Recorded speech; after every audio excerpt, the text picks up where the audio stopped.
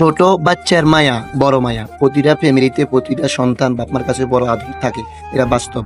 আসলে আমার মেয়ে আমাদের কাছে অনেক আদর একটা সন্তান। তো আমরা অনেক ভালোবাসি আমাদের সন্তানদেরকে, সবাই এরকম সন্তানদেরকে ভালোবাসেন। তবে একটা জিনিস হলো, সকালবেলা ঘুম থেকে উঠি দেখি যে মাশাআল্লাহ অনেকগুলো আম নিয়ে বসছে কুটার জন্য।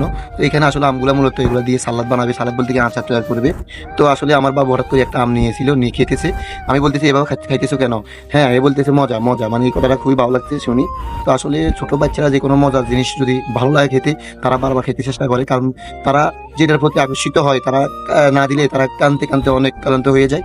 তো বাইরে খাইতেছে, বোনে খাওয়াইতেছে, বোনে খাইতেছে, বাইরে খাওয়াইতেছে, দেখেন এই যে অনেক মজা পাইতেছে। তো আসলে ভিডিওটি কিরম হয়েছে অবশ্যই অবশ্যই কমেন্ট করে জানাবেন। আর আপনাদের বাড়িতে আম গাছ আছে কিনা, আম ধরছে কিনা, এমনকি মিষ্টি কিনা অবশ্যই জানাবেন। আর বাজারে এখনো আম আসেনি, কয়েকদিন পরে ইনশাল্লাহ বাজারে বিভিন্ন জাতের আম চলে আসবে, বিভিন্ন জায়গা থেকে আসবে। তো আসলে আমাদের এদিকে এখনো আম পুরোপুরি পাকেনি, আসলে এগুলা নিয়েছে যে আচার বানানোর জন্য। তো ভিডিওটি কেমন হয়েছে অবশ্যই কমেন্ট করে জানাবেন।